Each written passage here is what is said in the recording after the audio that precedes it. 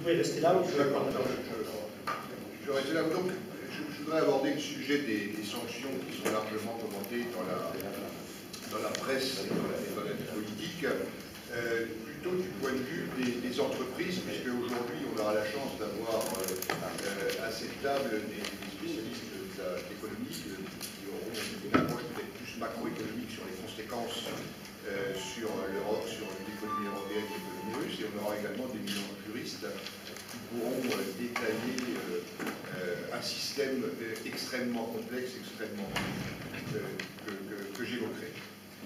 C'est bon? Ouais. Donc, simplement, je voudrais placer ça dans une logique d'entreprise, et à titre personnel, j'ai une bonne partie de mes activités que j'exerce en Russie, au même titre qu'en Asie centrale ou au Moyen-Orient, mais en Russie depuis plusieurs dizaines d'années, et à titre personnel, avec une expérience des affaires avec l'Union soviétique, avec la Russie, d'une trentaine d'années. Et pour reparler des sanctions, qui ne sont pas arrivées comme ça, qui ne sont pas tombées du ciel, je voudrais remettre ça un peu en perspective, puisque nous sommes dans une forme de nihilisme juridique international, et qu'on sait que faut espérer pour les relations internationales, mais en tout cas pour les affaires, on a besoin absolument d'un minimum de règles, de réglementation et d'état de droit autant que possible. Alors l'état de droit, on a dit effectivement qu'en Russie, c'est ce qui manquait pour que la Russie atteigne des niveaux d'investissement étrangers qui correspondent à son potentiel économique. C'est certainement vrai, mais je voudrais faire un petit rappel historique. On a dans le monde, dans les affaires avec l'Union soviétique et la Russie, il y a en gros trois périodes. La période soviétique, la période des années 90 et la période, appelons-la la période communiste. Période soviétique, très paradoxalement, pour un pays qui était un pays d'idéologie marxiste, l'état de droit, en tout cas des contrats internationaux, était à son plus haut niveau.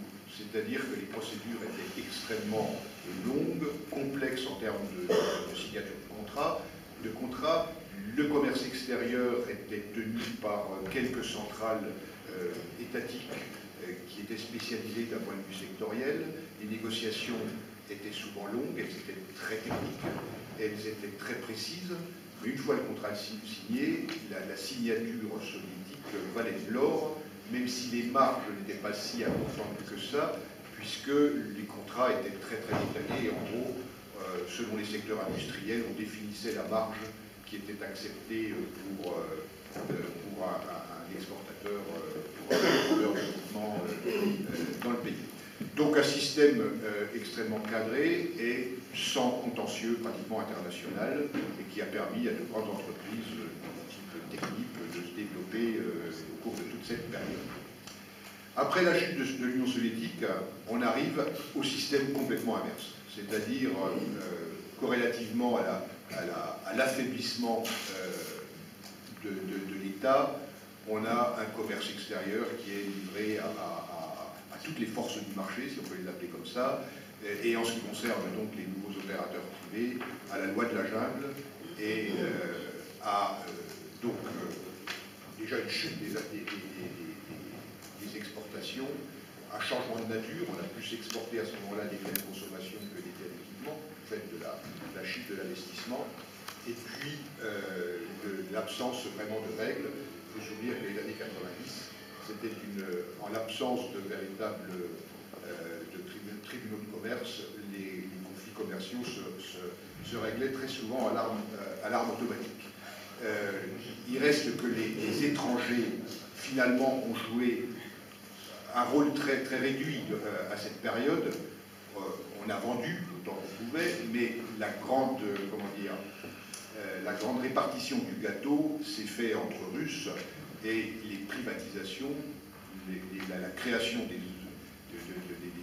phénomène des oligarques n'a pas concerné les entreprises étrangères. Nous étions dans une période aussi, comment se sont constitués les oligarques, qui se sont constitués sur le défaut de paiement. Tous ont pratiquement été en défaut de paiement, ce qui a permis de de ne pas trop souffrir et d'utiliser même les différentes crises, et comme tout le monde le sait, des privatisations massives. Et Khodorkovsky, qui je crois a assez bonne presse chez nous, est l'illustration type de la façon dont s'est monté le business dans cette période. Je le dis parce que ça vaut pour le secteur privé, où on a vécu en l'absence quasiment de règles de droit. Ça valait aussi pour la vie politique, puisque je rappelle que les années 90, la Russie, c'était le pays où on a vu un parlement bombardé par son armée, des élections en 96 qui étaient décisives. Tout le monde reconnaît aujourd'hui qu'elles étaient truquées. Et donc, les années 90 ont été des années très difficiles pour la population, bien sûr, pour la Russie en général, mais pour le business également. Donc, il serait paradoxal, comme on l'entend un peu trop souvent, d'avoir une forme de nostalgie envers cette période qui aurait correspondu à l'émergence d'une forme de démocratie. En tout cas, s'agissant des entreprises, il n'y a pas de nostalgie de la Russie des années 90. On arrive ensuite à la période des années 2000, qui correspondent à l'arrivée de Poutine et à la reconstruction de l'État russe. Et c'est là peut-être que la Russie a la plus mauvaise presse, et c'est assez paradoxal en ce qui concerne en tout cas les investissements et les affaires, puisque cette période en fait des années 2000 correspond au développement, à la montée en puissance de l'investissement étranger. Or, mon développement précédent, c'était pour dire qu'il ne peut pas y avoir d'investissement à long terme sans sécurité juridique, ce qui veut quand même dire que depuis les années 2000, on a progressé en termes d'état de droit en Russie, et le développement de l'investissement, on pourra peut-être donner quelques chiffres, en est quand même la démonstration. Alors, j'entends bien, il y a tout de suite à l'idée le cas Yukos. Le cas Yukos, c'est un cas en soi, et je ne suis pas sûr qu'un colloque, même organisé par l'IEC, permette de faire le tour de la question en une journée. Voilà, donc le contexte un peu historique est donc une Russie à partir des années 90 qui se reconstitue en tant qu'État, avec des règles sur la relation entre le grand business et l'État qui deviennent quand même plus claires, et une Russie aussi qui se banalise d'un point de vue économique, une Russie qui s'intègre dans le système international, et l'illustration étant de cette normalisation, étant l'entrée dans l'OMC en 2012. Et alors on assiste à un phénomène assez paradoxal, c'est à la fois une Russie qui s'intègre de plus en plus dans le système économique mondial, qui signe de plus en plus d'accords, et qui se banalise d'un point de vue économique en quelque sorte, alors que l'environnement, lui, l'environnement politique, diplomatique, au contraire se dégrade dans toute cette période, et se dégrade parce que c'est le tout et le n'importe quoi en termes de droit international. À partir des années, la dégradation très nettement se fait à partir de la fin des années 90. C'est le démembrement de la Yougoslavie, c'est la création d'un État voyou comme le Kosovo, c'est les révolutions de couleur aux environs aux frontières de la Russie, c'est l'intervention plus récemment en Libye en dépassant le mandat qui était donné par l'ONU. Et donc, on est dans un contexte au cours de ces dernières années de désordre diplomatique et de double standard en termes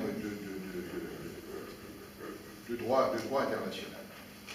Donc, c'est dans ce contexte, les sanctions mises en place par les États-Unis et l'Union européenne à partir de 2014 n'arrivent pas comme tout d'un coup un coup de tonnerre dans un ciel serein. Ces sanctions ne sont pas, ce n'est pas la Crimée qui est la cause des sanctions, c'est peut-être un facteur déclenchant, la crise ukrainienne, mais dans un contexte extrêmement dégradé, et c'est peut-être plus un moment de paroxysme de la situation et de la crise avec l'Ukraine qui a mis en œuvre ce système sur lequel que je vais aborder maintenant et qui était en fait qui est l'enfant d'une longue période de dégradation des relations internationales. Alors quel est le système mis en place?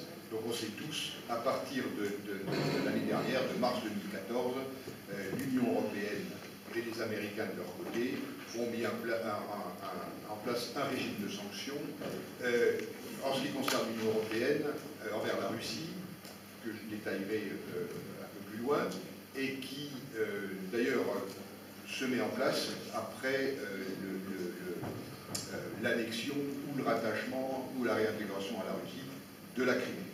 Et donc c'est à ce moment-là que le premier paquet de sanctions est mis en œuvre. On est dans un contexte quand même d'improvisation, parce que les sanctions sont prises après le référendum en Crimée.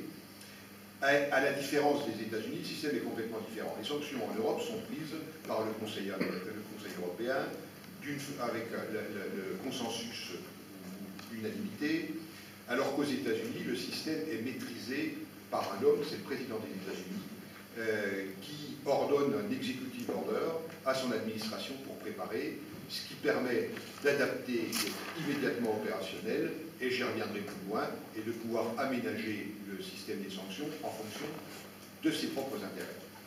Nous sommes partis fleur au fusil en Europe, avec donc un système massif qui reprenait principalement l'esprit des sanctions américaines et de ce qu'on avait déjà d'un système qui a existé dans les années à l'époque de l'Union soviétique, qui était le COCOM, sur lequel je reviendrai brièvement. Ce système de sanctions, ça vise quoi? Ça vise, alors, ce qui est nouveau, c'est que ça vise un certain nombre de personnes qui ne sont pas forcément les mêmes aux États-Unis et en Europe. Et d'ailleurs, c'est les États-Unis qui ont commencé, et c'est ce qu'on a appelé la première liste des personnalités sanctionnées. On pouvait l'appeler la liste des Légion d'honneur, parce que bizarrement, il y avait beaucoup d'hommes d'affaires russes, de dirigeants de grandes entreprises russes qui étaient en relation d'affaires avec la France. Et donc, c'était les premiers ciblés par les Américains. Ce système de sanctions individuelles, finalement, on s'aperçoit que ça a plus un caractère vexatoire qu'un caractère opérationnel, et c'est peut-être l'élément qui démontre le plus que l'objectif n'est pas seulement économique. Alors les sanctions, elles sont bien sûr, elles sont financières, elles portent sur un certain nombre d'entreprises,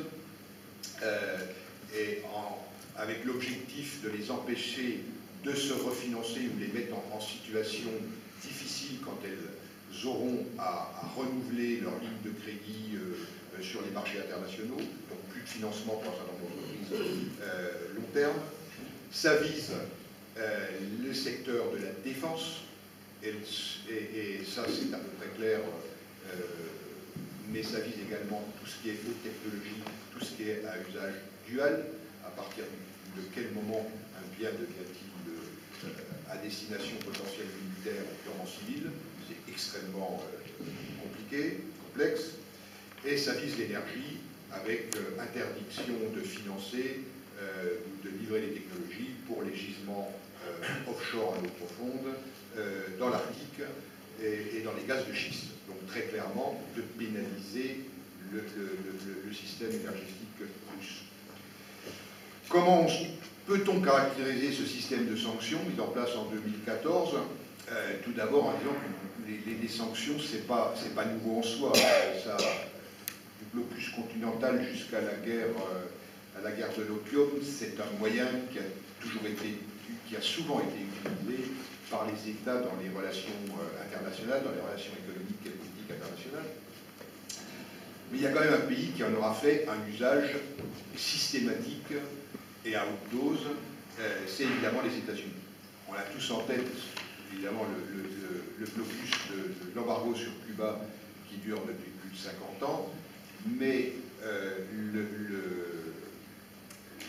le système qui avait été mis en place et qui a le plus longtemps fonctionné a été le système du COCOM, bien piloté par les États-Unis.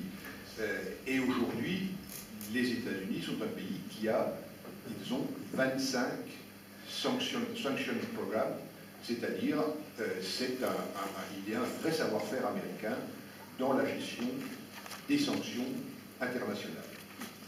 Donc, ce procédé qui touche aujourd'hui la Russie, il n'est pas nouveau, mais il a la particularité par rapport à tout ce qui a pu exister, et notamment, je reviens au COCOM, d'être à la fois le plus confus, le plus complexe qu'on ait connu. Il fonctionne dans l'intérêt exclusif des États-Unis, et surtout, c'est le plus déstabilisant qui soit pour l'avenir des relations économiques internationales. Alors tout d'abord, il est confus, parce que, à la différence du système antérieur du COCOM, qui a vécu de la création de l'OTAN en 1949 jusqu'en 1994, le système concernait absolument tous les pays de l'OTAN, dont la France, et à l'exception, je crois, d'Islande, mais ce système était un système qui était rodé. Chaque exportateur, chaque entreprise avait des interlocuteurs dédiés dans son pays, et on passait par un système de demande d'autorisation. Une concertation était régulièrement opérée entre les pays concernés, et en gros, on savait ce qu'on pouvait faire et ce qu'on ne pouvait pas faire. Le système actuel, c'est un système qui est négocié par la Commission, et on sait bien comment fonctionne Bruxelles avec ses 15 000 lobbyistes, et ensuite adopté par le Conseil européen. Et donc aujourd'hui, pour une entreprise qui sera exportatrice de technologies ou d'équipements qui peuvent être concernés par les sanctions, donc on va avoir plusieurs interlocuteurs. Il va y avoir son administration nationale, Bercy, le ministère de la Défense, sur le matériel militaire, mais il y a aussi une interprétation qui va être différente à Bruxelles. Et puis, il y a les règles américaines qui sont de plus en plus, j'y reviendrai, des règles extraterritoriales et qui impactent directement les entreprises étrangères. Donc, on est dans un système qui superpose les mécanismes de sanctions, où il n'y a pas de pilote réellement, et donc on est dans une grande insécurité juridique. Cette insécurité juridique, elle se traduit aussi, au-delà des sanctions, par le problème qui est posé en termes de financement. Aujourd'hui, les banques françaises, mais pas seulement françaises, sont tétanisées par le financement d'activités en Russie. Elles sont tétanisées en général parce que, effectivement, c'est ce qu'on pourrait appeler le syndrome BNP, pénalité de 10 milliards imposés selon des règles qui n'ont rien à voir avec l'état de droit par les États-Unis.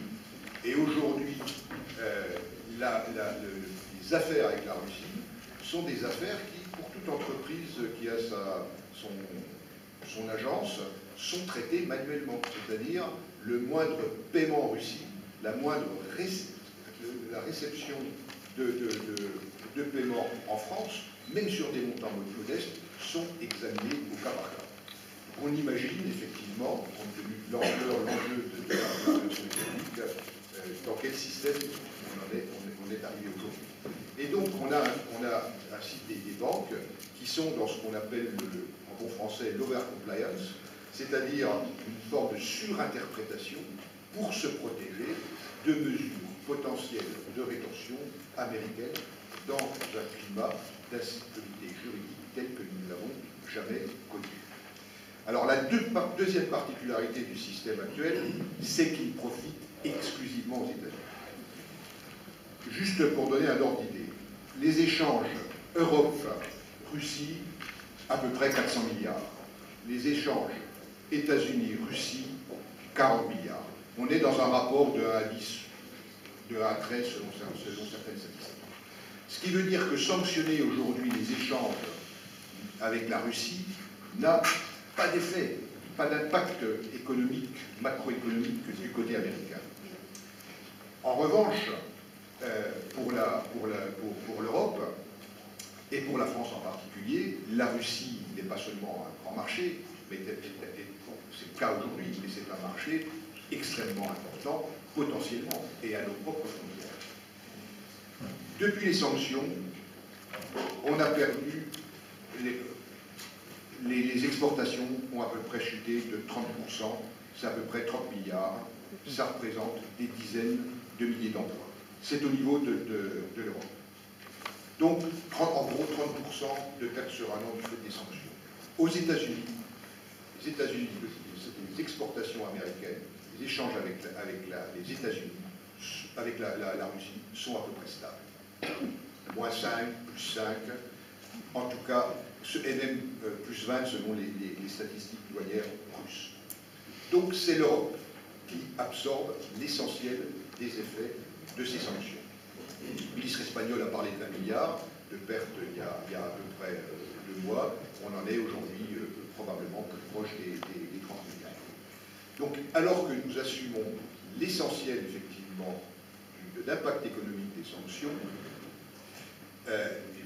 du côté américain, le système n'a pas de perte de marché, mais en plus, il est absolument adapté aux besoins de l'économie américaine avec tout le pragmatisme nécessaire. Je vous cite quelques exemples. Dans la dernière période, commande de 60 propulseurs de fusées à énergomage. Les fusées, propulseurs de fusées, on est vraiment entre ce qui est le civil et le militaire. Motorisation par General Electric et par Rockwell Collins de 160 hélicoptères qui seront produits par les Italiens Finmeccanica et Rostec en Russie pour Rosneft. Poursuite des achats de titane des États-Unis en Russie à un tel point que ça risque de poser un problème d'approvisionnement mondial et notamment pour Airbus. Livraison, maintenance d'hélicoptères M17 pour l'Afghanistan, et pratiquement toutes ces relations, donc tous ces contrats ont fait l'objet d'un système de dérogation au système des sanctions, parce qu'ils correspondaient aux besoins américains. Et la particularité, effectivement, c'est que les dirigeants de Rosneft et les dirigeants de Rostec sont sur liste américaine, mais ce qui n'empêche pas de faire du business. Donc, très clairement, un perdant, c'est l'Europe. Et à l'intérieur de l'Europe, je crains un perdant particulier, c'est la France. C'est la France parce que nous avons, au même titre, à peu près une baisse de 34% sur le premier semestre en termes d'exportation. Ça représente à peu près 2,5 milliards d'euros et on n'est pas loin de 20 à 25 000 emplois.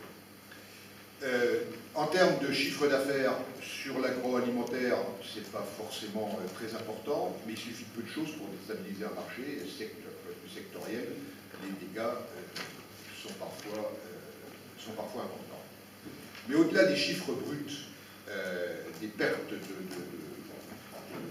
marché, des pertes d'exportation, il y a une particularité, c'est que la Russie, c'est un marché important, c'est le 3e hors Union européenne et hors États-Unis, mais c'est surtout qualitativement un marché pour nous exceptionnel, puisque la Russie est le seul pays industriel où nous ayons une part de marché supérieure à 40% dans des secteurs comme l'avionique, les hautes technologies, etc. Et donc, on ne vend pas seulement du jambon ou des parfums en Russie, on vend des hautes technologies, et c'est évidemment ce type de marché qui nous intéresse prioritairement. Et ces technologies sont très liées justement à des secteurs de souveraineté et dépendent évidemment de la qualité de la relation politique et diplomatique. Donc au-delà même du sujet des Mistral, on peut imaginer effectivement l'impact que ça aura pour nous en termes de perte de marché à l'avenir. Enfin, la troisième particularité du système des sanctions pour l'avenir, je crois que c'est la déstabilisation des relations économiques à long terme. Ce système s'inscrit complètement dans un contexte de guerre économique où tous les moyens sont utilisés et y compris les moyens de rétorsion et donc de sanction.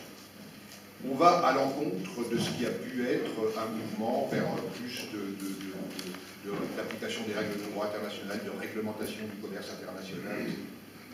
Ça s'inscrit aussi, ça a été cité, dans le cadre d'une négociation très opaque, obscure, du traité transatlantique. Et très clairement, le traité transatlantique, Obama l'a dit, c'est la constitution d'un OTAN économique. Donc les choses sont très claires. Il s'agit de mettre l'ensemble de l'Europe derrière la barrière étoilée, parce que finalement, les États-Unis identifient un véritable adversaire pour le siècle, le 21e siècle, c'est la Chine. Et pour ça, pour pouvoir affronter le choc des civilisations en quelque sorte, il faut effectivement que les rangs soient bien alignés. Et là-dedans, dans ce schéma, je crois qu'il y a un pays qui ne rentre pas dans une case, c'est la Russie. Parce que la Russie ne rentrera pas évidemment dans l'Union européenne et ne rentrera pas évidemment dans le traité transatlantique. Et dans ce cadre-là, à partir du moment où on ne peut pas intégrer la Russie, l'objectif c'est peut-être de l'affaiblir pour la marginaliser à l'avenir. Donc on est dans un contexte international, je crois, où, du point de vue de nos intérêts économiques, on a affaire à un défi qui est très important, puisque aujourd'hui les États-Unis ont entre les mains potentiellement tous les leviers de la domination politique et économique mondiale. C'est la suprématie militaire industrielle, c'est l'Internet, c'est le droit et c'est la finance. Aujourd'hui, avec le système qui se met en place, effectivement, les principaux gagnants seront les grands groupes, mais aussi accessoirement, je ne sais pas si on a la salle, je crois qu'il y a un bel avenir pour les avocats d'affaires, à condition que ce soit des bons spécialistes du droit anglo-saxon. Puisqu'on rentre dans cette logique-là, aujourd'hui, on peut imaginer dans les contrats internationaux avec ce système de sanctions qui sont un état de fait, mais pas l'état de droit, dans le sens où elles ne sont pas légales, on peut imaginer ce que signifiera la négociation à l'avenir de clauses de force majeure et de tout ce qui peut venir pénaliser l'application d'un contrat. Et ça dans un système d'extraterritorialité du droit américain, qui sera donc le droit qui s'appliquera à nos propres affaires et à nos propres exportations. Donc la question qui se pose aujourd'hui, c'est dans ce contexte déstabilisé, que va-t-il se passer? Que peut-on faire? Je crois que en ce qui concerne les entreprises, c'est de s'adapter à un environnement qui est extrêmement mouvant, mais là où je crois que les entreprises ont des comptes à demander quand même à ceux qui sont censés les gouverner, c'est-à-dire à la fois de défendre les intérêts. Y a-t-il un intérêt européen? Je ne sais pas. Y a-t-il un intérêt national français? C'est peut-être un vilain mot, mais en tout cas, c'est peut-être dans ces termes-là qu'il faut ce commerce international va se renationaliser en quelque sorte, et les États ne pourront pas échapper à leurs propres responsabilités. Prendront-ils leurs responsabilités? C'est une autre question. Et leur responsabilité première, je crois, c'est le rétablissement de la confiance. Puisqu'il n'y a pas de vraie coopération internationale sans confiance.